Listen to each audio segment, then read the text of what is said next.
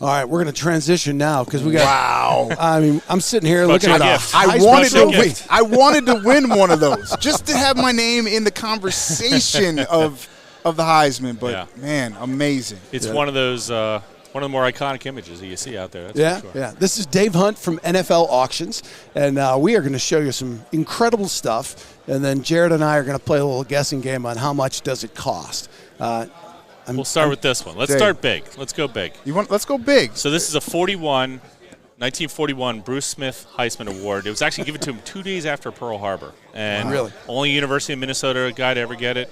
Only about 2 or 3 years have ever been sold publicly. What do you think? Well, first, I want you to pass that to Jarrett because he should touch that before I do. Yeah. It's heavy. It is heavy. You got it? Oh, yeah, I got it.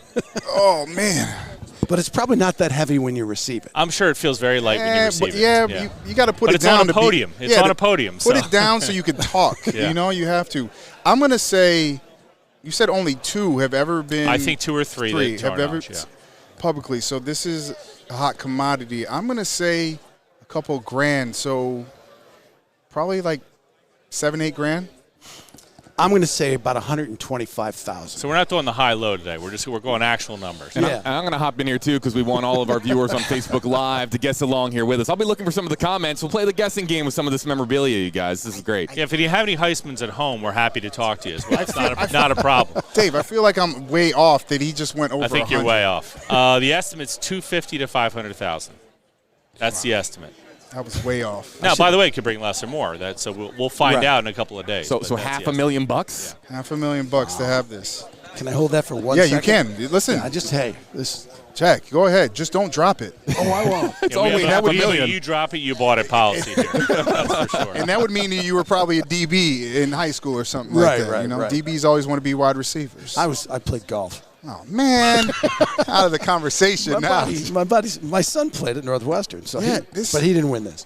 I'm going to tell you, I mean, when it comes down to it in this award and what this is, it's so iconic. And, Jack, you were talking about it. Just when you say the stiff arm, this is one of the things that you think of first and foremost. And just to have this award, I could see why it would cost so much because I know how hard it was to obtain something like this. Well, it's really, if you think about all sports, not just football, this is arguably the most visibly recognizable award in sports. Yeah. Period. I mean, there's others, obviously, but this is the one that you see it, you know what it is. So, Dave, I'm curious.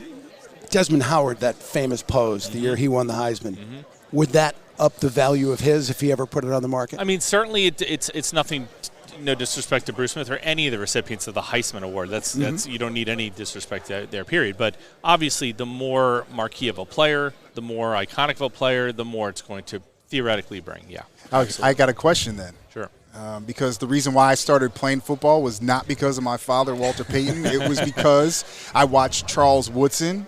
Yeah. What would if Charles Woodson ever decided, which I know he would never do, but be it a defensive back to have this award, would that add up the money a little bit more? Definitely. I mean, again, anytime you have the bigger the name player, the more it's going to be. There's no question. So you could argue, let's just put it in more general terms, of a more marquee player or a more current player even, that people just know the name more, it's probably going to be in excess of $500,000. Wouldn't surprise me at all. So basically, what I'm going to do is just use my big game bound check on this, and good. You're getting paid more than me.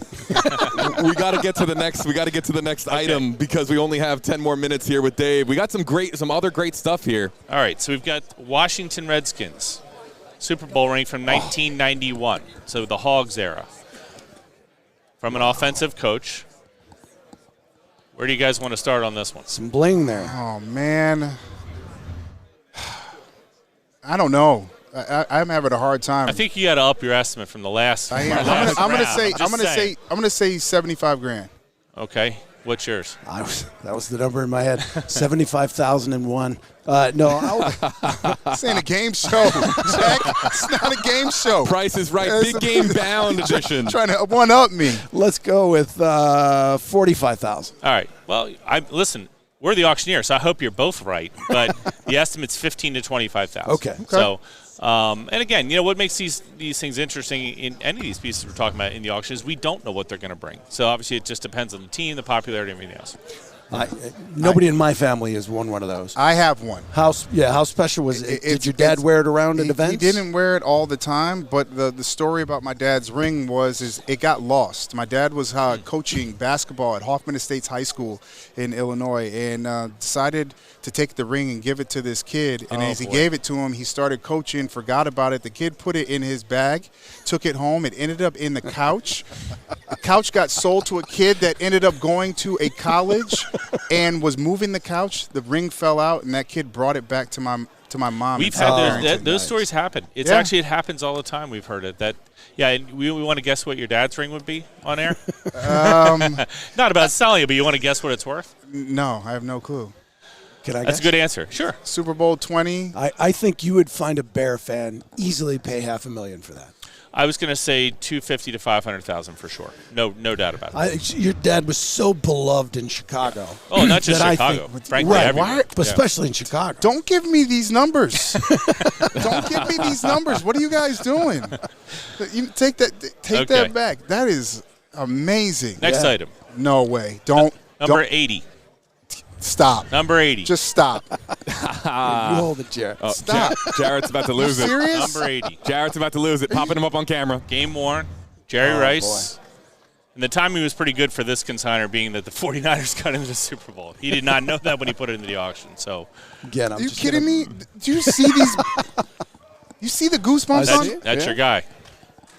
This is amazing, man. Yeah, you can't let your emotion get in the way of your estimates, though. That's the problem. Priceless. I mean, you can if you priceless. want. I'm trying not to tear up. Like, seriously, literally not trying. I got tears in my eyes. This is amazing. You don't get to touch greatness like this all the time. True. You watch and you watch the videos. You see these guys with this stuff on, but to be able to touch it in your hands. Well, a lot of times that's why people collect these things. It takes you back to that moment, right? What you remembered growing up or watching a certain player play, and you remember that helmet or that style jersey or whatever it might be. It's the GOAT, man. So I'm going to, if that Heisman is worth what it's worth, this has to be more than that. I think he's going high. He's going emotional. He's going emotional. I'm going higher. You're about to run off with it. No. He's really fast. I am for fast. the record. He can make it out of here with that helmet. I'll tell you what. You bring your dad's ring in, and we'll trade you the helmet. Man, my mom would disown me.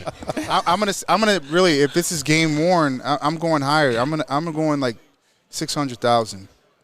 95,000. 15 to 25,000. Okay.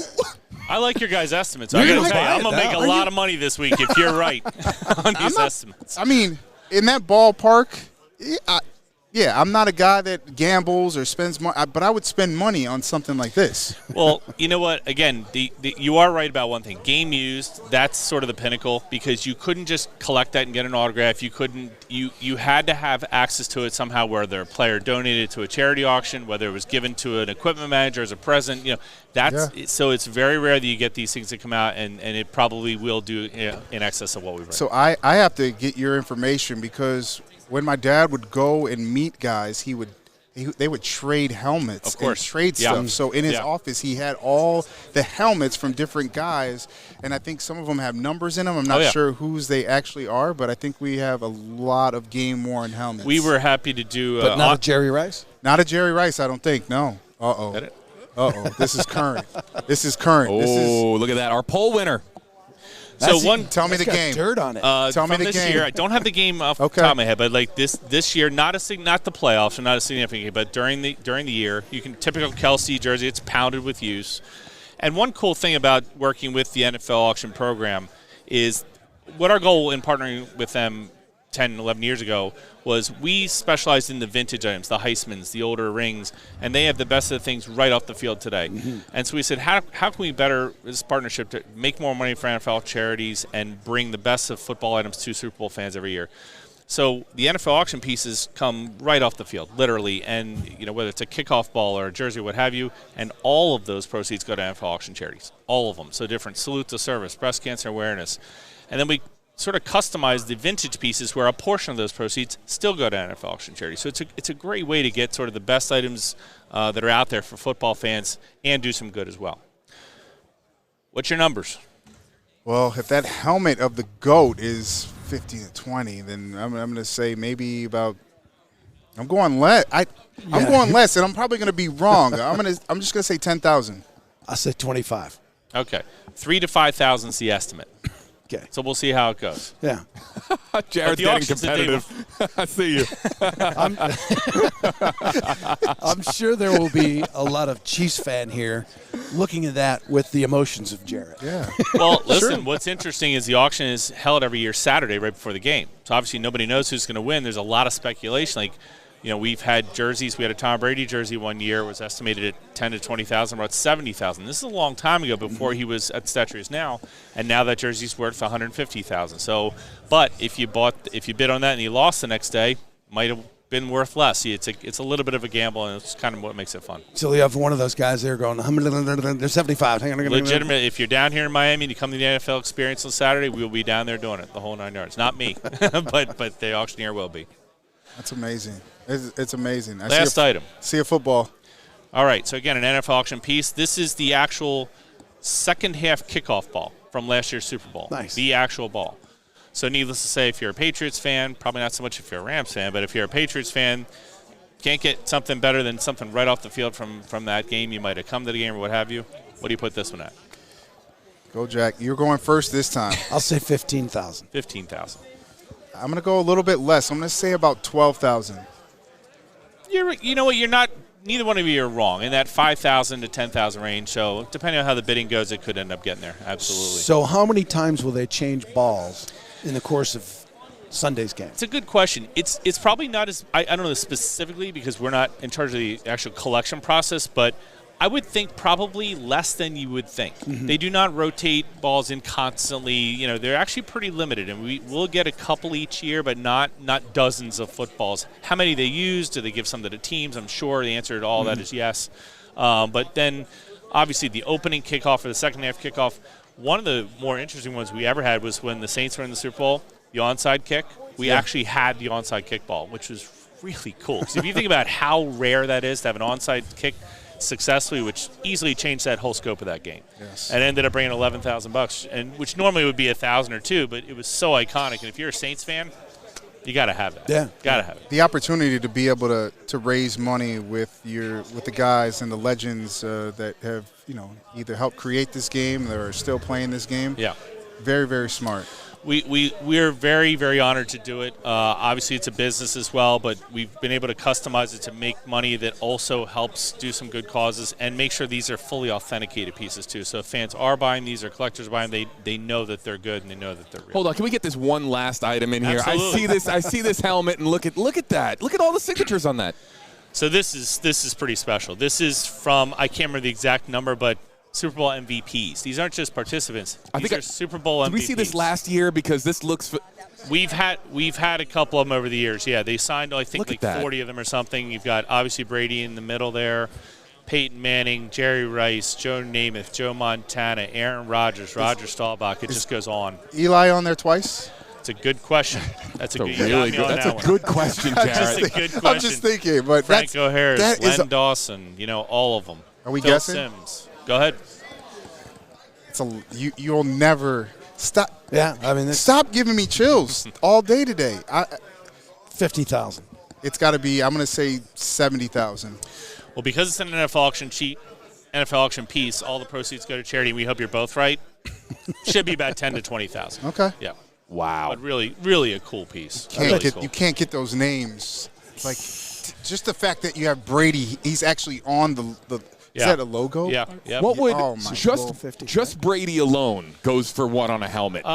Because that's Brady. If you're a big New England Patriots fan, I am not. I'm not a huge Patriots fan. But if you are, that's Tom Brady plus every other Super Bowl MVP. So what does a Tom Brady helmet go for? In the 1,000 to 3,000 range. Okay. But you're right. I mean, if you think about all the different guys you're getting on here and just the process of getting these signatures. Yes. Even if you wanted to do it, it would take you probably years to do it.